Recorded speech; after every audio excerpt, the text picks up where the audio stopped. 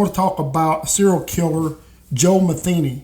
Now, I didn't know a lot about Joe Metheny. It's not a name you hear a lot, but some pretty interesting stuff. I'm also going to, I like serial killings, crimes. They're very interesting. Society seems to like them. There's a lot of shows about them. Now, Metheny, he was a serial killer who killed 10 people, 3 men and 4 women. And the term serial killer is thrown out there a lot. I'm going to read what the FBI says a serial killing is. A serial killing is the unlawful homicide of at least 2 people carried out by the same person or persons in separate events occurring at different times. Okay, so what that means, if someone kills someone Monday and then they go kill someone else Tuesday, they could be classified as a serial killer because it says unlawful homicide of at least 2 people carried out by the same person in 2 separate events at different times. I think they also call it, there has to be what's called a quote unquote cooling off time. And the definition is widely accepted. But the crime of serial killer is not formally recognized in any legal code in the United States. You can't charge someone with serial killer. It's just a tag that is put on to certain crimes. Now, there is a difference between a serial killer and a mass murderer. Serial killer, we've already discussed that, but a mass murderer is where several victims are murdered at the same time and place. Okay, so you see the difference, but those things, the FBI does it, but society and social media and all that, they really, really like getting onto that stuff. So now, on to the actual podcast. I'm going to talk about Joe Metheny.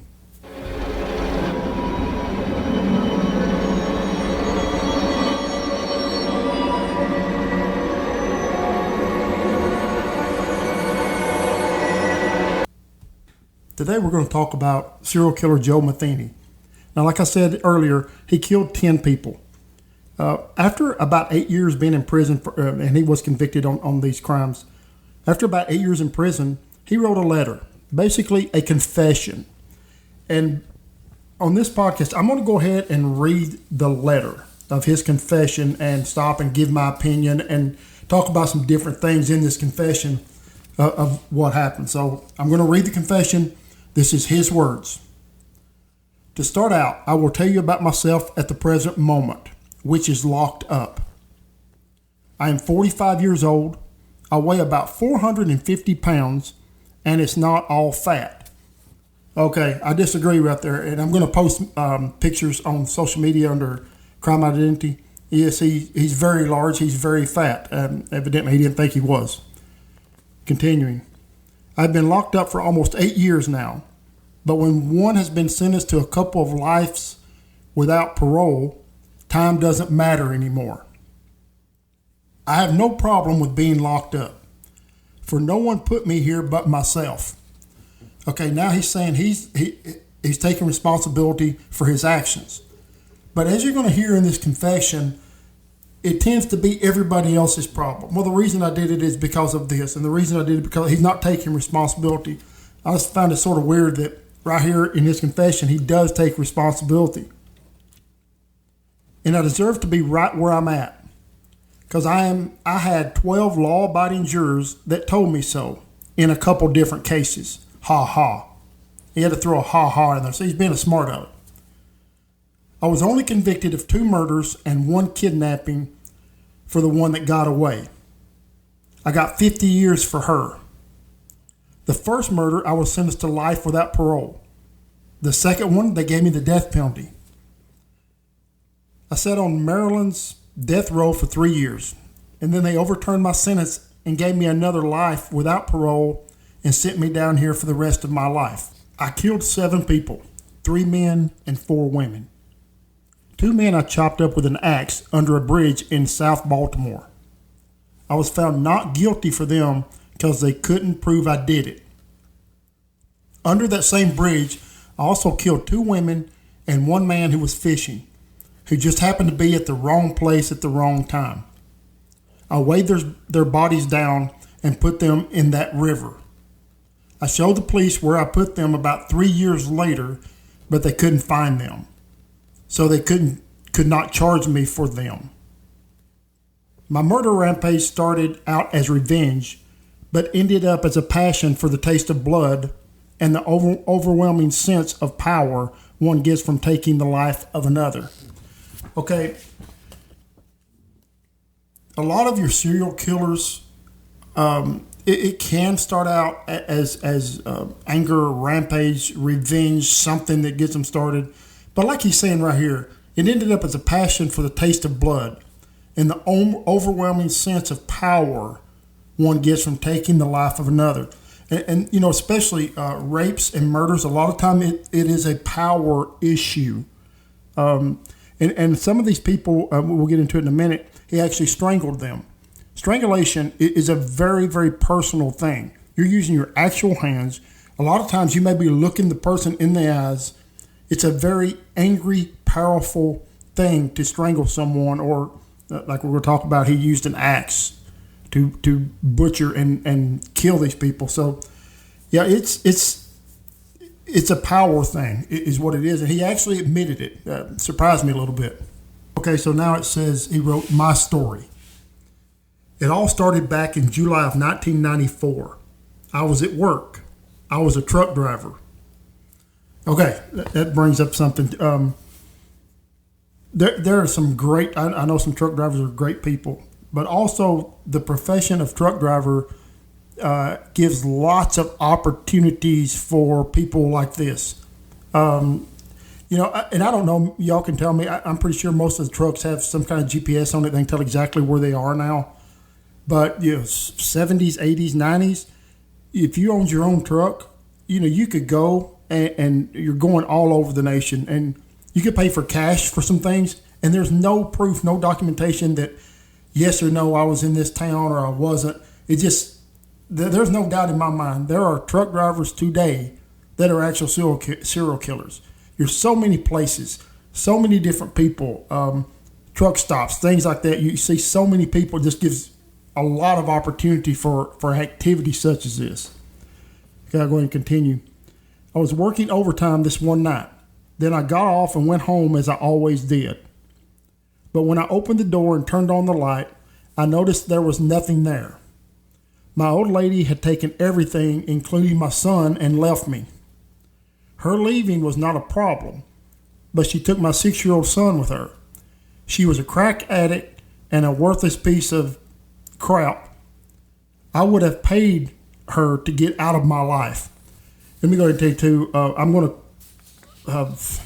clean up some of the language. There's some bad language in here. Don't want to really go use a lot of that on this podcast, so I'm going to clean up some of the words. It says, I found out about 6 months later she had moved on the other side of town with some guy that had her out selling herself for drugs. They got busted for drugs, and they took my son away from them for child neglect and child abuse. So that's one of the parts that's just so horrible with something like this. You evidently, you have the mom who is a drug addict, and you have the dad who is a serial killer. The poor child, I mean, doesn't have a chance. You know, they took him, the child away for child neglect and child abuse. I mean, I'm just hoping this was in, what did it say, 1994. I hope that the child got the help they needed and has a productive life. We continue with this. I had no chance of going to social services and trying to get my son back due to my past criminal record. So I took it upon myself, with the hatred I had for these two who lost my son, to go looking for them. And that's the revenge part. He's saying, okay, you all lost my son. Well, he didn't have him anyway because he's a bad person, but now he's blaming it on these two people that lost the son. But He said he was going to look for them. I found out from someone that they were going under that bridge and getting high with some homeless people who lived under that bridge. This was in South Baltimore. I don't know which bridge they're talking about. Evidently, this was a place where drug addicts and people like that hung out. Says, I went under there looking for them. They were not there, but the two homeless people they got high with were down there. I don't know how he knew that these two people that's just randomly there, that's the two people that his ex-wife was getting high with. I think that may be just an assumption that he's making. He said they were passed out with some old stinky mattresses, and that's where I had left them, except they were dead from being chopped up. He had used an axe and chopped these two gentlemen up, brutally murdering them. Now, I could not find out. I don't know if he brought the axe with him or if he went and got it out of his car. I don't know how he got the axe, but I mean, maybe there was an axe laying down there. But anyway, the horrible thing is he chopped these two men up with an axe. He said that same night I lured the first, he called him crack whore, down under that bridge. I got her high and was trying to get information out of her about my old lady's whereabouts. She acted like she didn't know, so I beat the heck out of her and raped her, but then killed her. I put her in some bushes and went and lured the second girl down there under the bridge. Now, he's already killed two people. Two men. He's killed this woman that he lured down there, evidently with drugs or promise of money. I don't know. Killed her. Now he's got a second one down there. I mean, this guy, at this point has nothing to do with the revenge. The reason he said he did it was revenge. Has nothing to do with the revenge part. This goes back to where he was saying it's control and power. And where he said, he said he got the taste for it. He liked it. So this tells it all. I mean, he's enjoying himself right here. Let me continue. He said, I did the same to her as the last one. But as I was about to throw her in the bushes with the other woman, I noticed an old black man down by the river fishing, looking back up at me. Said, I grabbed the steel pipe that was lying by and ran down on him and laid his head wide open. So I put the two girls and him in that river and weighed them down with rocks. And if I remember correctly, those three bodies were never found. He had confessed to them, but they were never found. And if he did weigh them down properly and they didn't come up, and I think it said it was 3 years later he showed the place where he did it, those bodies are destroyed, maybe eaten by animals or whatever. Those bodies were never found. So we don't know 100% sure if he did this, but he has confessed to them. Let me continue. Here's where he starts bragging a little. That was a very busy night for me. 5 murders within about 7 hours. I mean, that's just flat out bragging. That's all he's doing. He took human lives and he's bragging about it. I washed up in that river and cleaned up the crime scene as much as I could. Then I left. 2.5 weeks later, I was arrested and charged with the murder of the 2 men I chopped up. I spent close to 18 months in Baltimore City jail waiting to go to trial.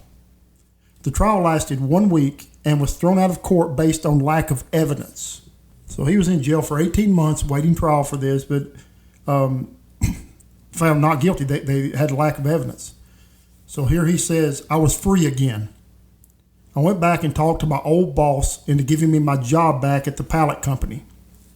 There was a little trailer on the property, so I told my boss to let me stay there and I could keep an eye on the place. He agreed to this and gave me the keys to the front gate and the main building. I guess he's sort of doing security there. That's why he's letting him live there in the little trailer. I guess the owner probably was glad someone was there. The company was on a dead-end road and was very isolated. It was perfect for what I wanted to do. So he had all his plan. That's one of the main reasons he wanted to live there. It's on a dead-end road. It has a gate. He has the key to it. And he said that's it was a perfect place for what I wanted to do, kill other people. That's what he wanted to do. Continue with what he said. I lured 2 more girls up there to my trailer. I killed and butchered their bodies up. I cut the meat up and put it in some Tupperware bowls, then put it in a freezer. I buried the remains in several shallow graves in a little woods right behind the company, right behind where he worked and where he was living. Over the next couple of weeks, on the weekends, I opened up a little open pit beef stand. I had real roast beef and pork sandwiches, and why not? They were very good. The human body taste was very similar to pork. If you mix it up together, no one can tell the difference.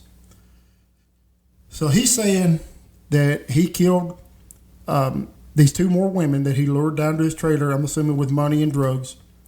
And he tends to pick on people who are drug addicts and maybe prostitutes, I'm not sure. Which, it doesn't matter, that's a horrible thing. They're human beings. I'm not saying that in any way. But he lured on people that were sort of weak, because they're drug addicts and weak and need the money to support their habit. But earlier, remember the first, I'm 450 pounds and not much fat. He's this big old giant fat guy, and he has to prey on the weak. Everything was going pretty good until I ran out of my special meat. So I lured another girl up to my trailer. I got her in there and started to rip her clothes off and knocking the heck out of her. She was screaming, but there was no one around to hear her except me. And I just kept on laughing at her. So he's making fun of her. I mean, she's fighting for her life, and he's laughing. I turned around for a split second, and that was my mistake. She ran out the door before I could get to her. There was an 8-foot chain-link fence with barbed wire on top of it all the way around the front of the company. There was a stack of wooden pallets next to the fence about 10 feet high. That girl scaled those pallets like a monkey and jumped the fence and ran down to the main road where some guy in a pickup truck picked her up and took her to a nearby gas station where she called the cops. Well, I knew the cops were on the way, but I didn't run. I gathered up her clothing, grabbed the keys to the gate, and went out and opened it. So as soon as I stepped out of the gate, a cop car pulled up, and the cop jumped out, pulled his gun on me, and told me to get to the ground. And that is where it all came to an end. They took me down and booked me. She told them that I said I was going to kill her like the rest, which was true. They had me sitting in a little room down in homicide, drilling me and dang near kissing my butt, trying to find out what I'd done. They pulled me out of city jail every day for a month, taking me back and forth between the company and the bridge. And we'll get in other podcasts. There's all kinds of interview techniques. You sort of fill the person out and you decide which technique you want to use. If that one doesn't work, you switch to another one. We'll go over all of that stuff in other podcasts. He said, I had them going crazy over at the company digging up the remains of those 2 girls there, because I had the remains buried in 7 different holes. The only thing I feel bad about any of this, is I didn't get to murder the 2 people I was really after. And that's my ex-old lady and the guy she hooked up with. Well, that's my story. Horrible but true. So the next time you're riding down the road and you happen to see an open pit beef stand that you've never seen before, make sure you think about this story before you take a bite of that sandwich. Sometimes you never know who you may be eating. Ha ha. There is absolutely no proof in any way, form, or fashion that he had used human remains in any of the meat that he used. I think he's just doing, and the little ha ha at the end, that last statement is just to make everyone sort of think, and it's a scare tactic, and it may make you think. I don't know, but this guy, he's a coward. He preyed on the weak. He says his whole reason was to get after his ex-wife. I'm sure, even if it was 6 months, I'm sure he could have found her if he wanted to. I just think the guy's a coward. Basically, all killers are cowards, but especially this guy preyed on the weak.